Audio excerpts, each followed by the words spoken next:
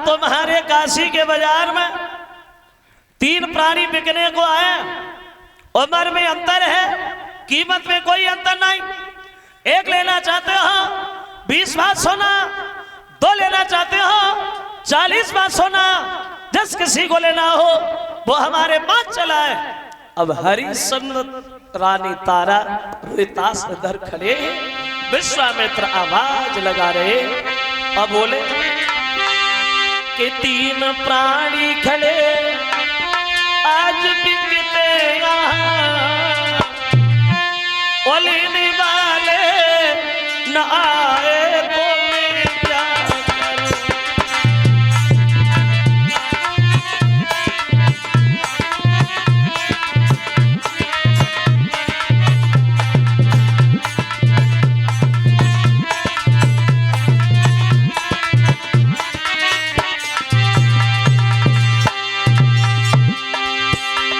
आवाज लगा रहे और बोले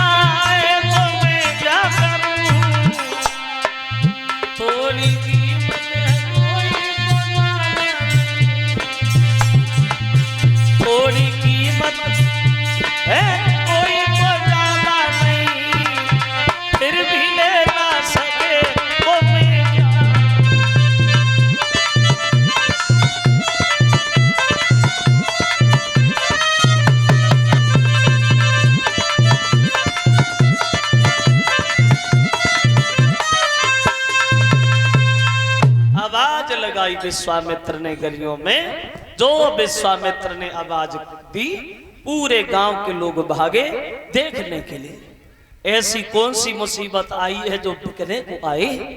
अब देखने वालों की भीड़ तो बहुत इकट्ठी हो गई, लेकर खरीदने वाला कोई नहीं है।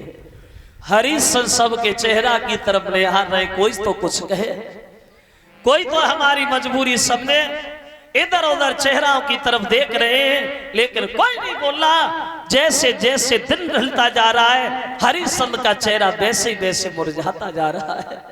शाम हो गई तो उस भीड़ से निकलता हुआ एक मेहतर सामने पहुंच गया। कौन बेच रहा है? विश्वामित्र बोले हम। क्या चाहिए? बोले इस लड़की को, इस लड़के को तो हम नहीं खरीदेंगे, लेकिन ये जो नौजवान है इसे तो हम खरीद सकते हैं। वो भी एक शर्त है हमारी, तो कही की मेरे घर पे चल के मरघटिया का काम करेगा तो, वैसे नहीं। अगर ये मरघटिया का काम करे तो हम इसे ले लेंगे, वैसे हम नहीं खरीदेंगे।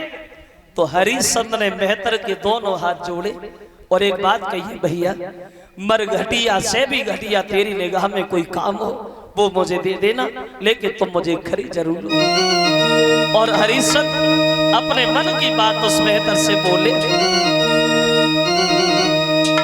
कि आखिर भूप के नीर और जाने काली किए करमन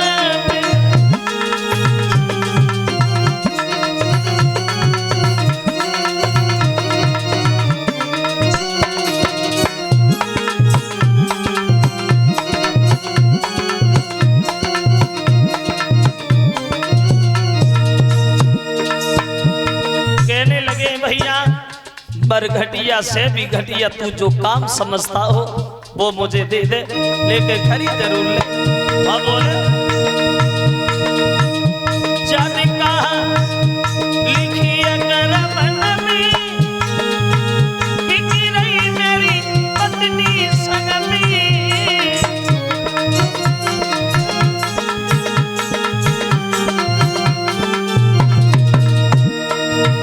जाने कहा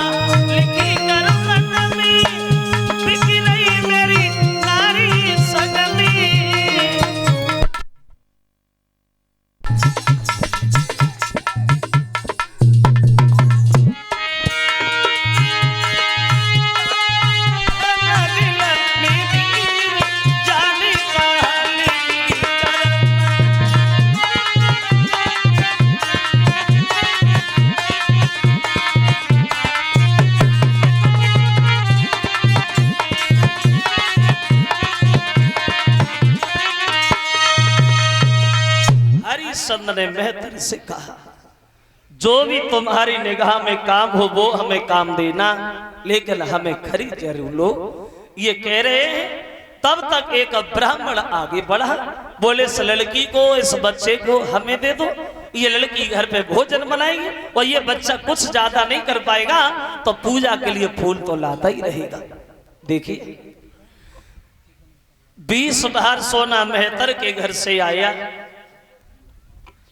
40 बार सोना उधर ब्राह्मण के घर से आया। वैसे तो पति और पत्नी पुत्र तीनों प्राणी पास ही पास खड़े थे, लेकिन जब कीमत पूरी हो गई तो हरिश्चंद्र उठे और मेहतर के सामने जाके खड़े हो गए और रानी तारा रोहितास ब्राह्मण के पास खड़े हो गए। कलेजा फट गया, हरिश्चंद्र कुछ नहीं बोल पाए, सिर्फ एक ही बात मुंह से निकली, मेरे घर की गृहिणी तेरी जय हो। दुनिया भर में हर आदमी हर काम कर लेता है, लेकिन अपनी पत्नी को कभी नहीं बेचता तारा। ये हम ही पहले इंसान है जो हमने अपने मतलब के लिए तुम्हें बेच दिया तारा। तुम जा रहना, बस सुखी रहना, भूल के ये ध्यान न करना कि तुम्हारी शादी भी किसी के साथ हुई थी। और हरिश्चंद्र आंखों में आंसू लेकर के अपनी पत्नी को एक बात कहते हैं, चली जाओ तारा, चली जाओ, जाओ नर मरते मरते भी और पत्नी को नहीं बेचते, और ये हम ही पहले पापी जो सब मर्यादा में थे। ए भद्रे, कसम खाई थी, शादी की थी कि 7 जन्म साथ निभाए, लेकिन मुझे माफ करना तारा, मैंने तो पहले जन्म में तुम्हारा साथ छोड़ दिया। तुम जा रहना, बस सुखी रहना, कभी भूल के ये ध्यान न करना कि मेरी शादी किसी से हुई थी।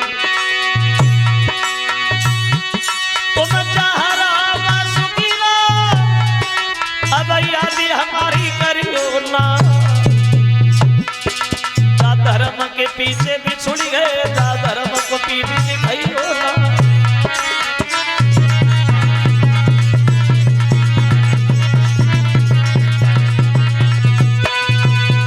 हरिश्चंद्र ने पत्नी से इशारा किया है, तारा चली जा, भूल के ये ध्यान न करना कि हमारी शादी भी किसी से हुई थी। जो हरिश्चंद्र के शब्द सुने तो तारा रोने लगी। ब्राह्मण विश्वामित्र से दोनों हाथ जोड़ के बोली, महाराज इतना अन्याय हम लोगों के साथ न करो, अगर आपको भेजना ही है तो एक ही जगह भेज दो, मैं बिना पति के जिंदा नहीं रह पाऊंगी महाराज, मैं बिना पति के दर्शन के जीवित नहीं रह पाऊंगी। तो विश्वामित्र बोले, किसने कहा जिंदा रहो, मर जा, दक्षिणा मिलेगा ही, अब जिंदा रहो चाहे कुआं में गिरो, हमें क्या करना। उठे और चले गए। हरिश्चंद्र मेहतर के साथ चले, रानी तारा रोहितास ब्राह्मण के साथ चले। देखिए क्या गुजरती होगी जब पति और पत्नी को जबरदस्ती जुदा किया गया होगा। मुड़ मुड़ के एक दूसरे को तीनों प्राणी देखते जा रहे हैं। इधर हरिश्चंद्र मेहतर के घर चले गए और उधर रात हो गई। रानी तारा और रोहितास ब्राह्मण के घर पहुंचे गए। पूरी रात लेट करके विश्राम किया है हरिश्चंद्र ने। सवेरा जब हुआ तब तक मेहतर जो है वो सामने खड़ा हो गया। क्या हो रहा है? बैठे हो? अरे बैठे के थोड़ी खरीदा मैंने, 20 मान सोना दिया हरिश्चंद्र, 20 मान, वो भी सोने को नहीं, काम करने को।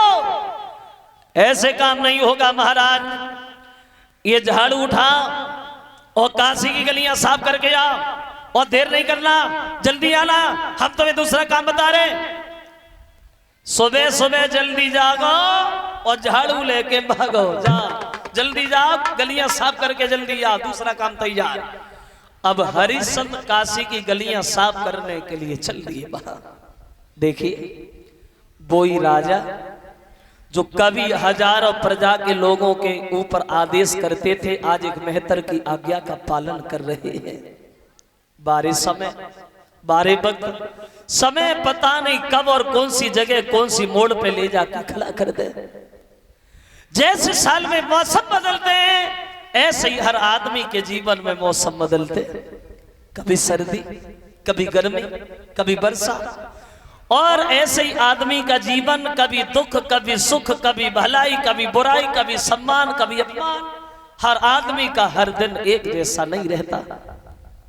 पता नहीं वक्त कब और कहां कौन सी मोड़ पे ले जाके खड़ा कर दे। वक्त किसी का गुलाम नहीं होता, पता नहीं कब से क्या हो जाए। देखा होगा आपने, कभी अंदाज किया हो, जो हमारे बड़े बड़े लोग यहाँ बैठे हैं, इन्हें ज्यादा अनुभव होगा अपने जीवन में। जिन लोगों के घरों में कभी सुबह का भोजन करने के बाद शाम का इंतजाम नहीं हुआ करता था, आज लोगों के घरों में देखो तो दौलत से भंडार भरे हुए हैं।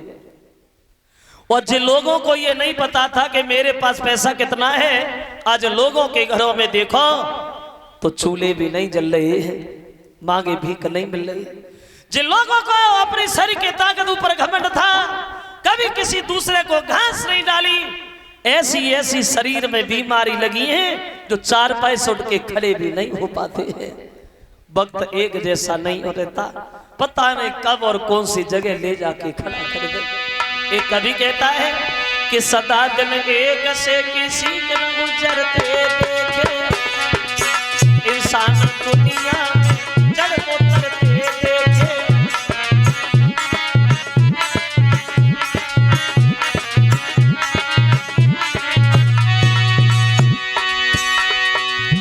देखो समय देखो, वक्त देखो। एक विद्वान कहता है, करते थे न्याय दूसरों का जो जज बनकर, करते थे न्याय दूसरों का जो जज बनकर, वही कटघरे में खड़े देखे। और करते थे इलाज दूसरों का जो डॉक्टर बनकर, वही हॉस्पिटल में पड़े देखे। वक्त एक ऐसा नहीं रहता। जिन लोगों ने किया था लाखों का लेना देना, लाखों का लेना देना, वही पैसा तो हाथ फैलाते देखे, सदा दिन एक से किसी के न गुजरते देखे।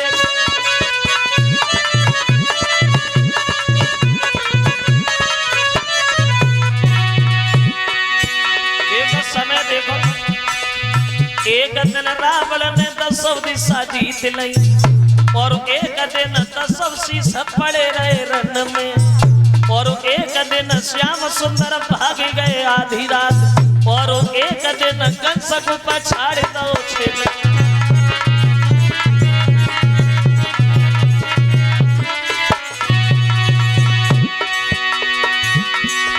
देखो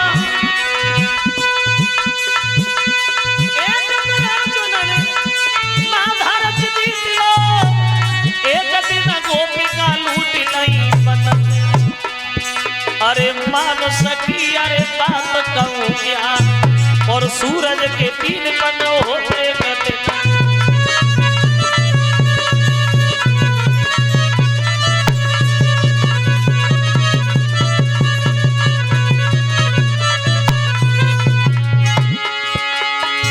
वक्त देखो, समय देखो। एक दिन दूल्हा हर गली गोपी में बैठो कंद मुसिया, और एक दिन चिता जले परघट में उड़ी उड़ी धुआं लगे।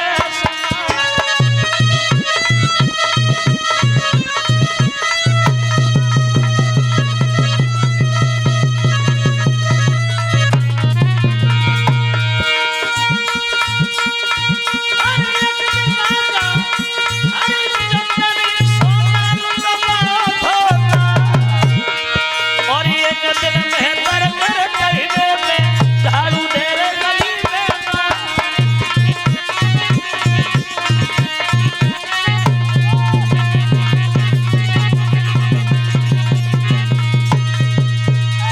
वो महाराज हरिश्चंद्र पूरे दिन काशी की गलियां साफ करते। शाम जिस समय भई तो मेहतर के सामने जाके खड़ी हो गई। मेहतर ने देखा तो बहुत खुश हुआ। हाँ, ऐसे ही काम करना सीखो, आदत डालो और डालनी पड़ेगी। ये भोजन रखा है, भोजन करके आराम नहीं करोगे। अब अभी गए और अभी आए तो मैं दूसरा काम बता रहे। अब हरिश्चंद्र भोजन करने के लिए तैयार हुए बाहर, लेकिन भगवान का भोग भी नहीं लगा पाए। विश्वामित्र ने देखा भोजन कर रहे हो, हमने कसम खाई हम तुम्हें भोजन करने ही नहीं देंगे, धर्म से निगाह के ही माने। अंधे बने, वो अंधे बन करके सामने रोने लगे कह लगे भैया 3-4 दिन हो गए अन्न नहीं मिला है, भूखे मारे जान जा रही है, कोई कुछ हमारी नहीं सुन रहा है, कुछ हो तो खाने के लिए दे दो। हरिश्चंद्र ने मन में सोचा हम 1 दिन के भूखे, ये 3 दिन का भूखा है, अपना भोजन लिया, उन्हें दे दिया, खुद पानी पी के ही पेट भर लिया। सवेरा हुआ, उठे फिर काम करने चले गए। शाम को आए, भोजन सामने तो विश्वामित्र भी सामने। 1-2 दिन नहीं भक्तजनों, हरिश्चंद्र को 26 दिन हो गए अन्न का दाना पेट में गया ही नहीं। शरीर सूख करके कांटा हो गया, पैदल चल नहीं पाते हैं, बैठ जाते हैं तो खड़े नहीं हो पाते हैं। जीवन की आखिरी श्वासें नजर आने लगी महाराज को। 27वां दिन होगा तो हरिश्चंद्र ने मन में सोचा आज अपने महाराज से एक बात कहेंगे, कोई काम हमें बाद में देना, पहले खाने के लिए बढ़िया भोजन दे दो। बैठे बैठे सोच रहे, तब तक मेहतर जो है वो सामने खड़ा हो गया। क्या हो रहा है? बैठे हो, बैठे रहोगे जिंदगी भर, 2 पैसे का काम नहीं करते हो अच्छी तरह से तुम। जब देखो तब भोजन, जब देखो तब भोजन, भोजन कर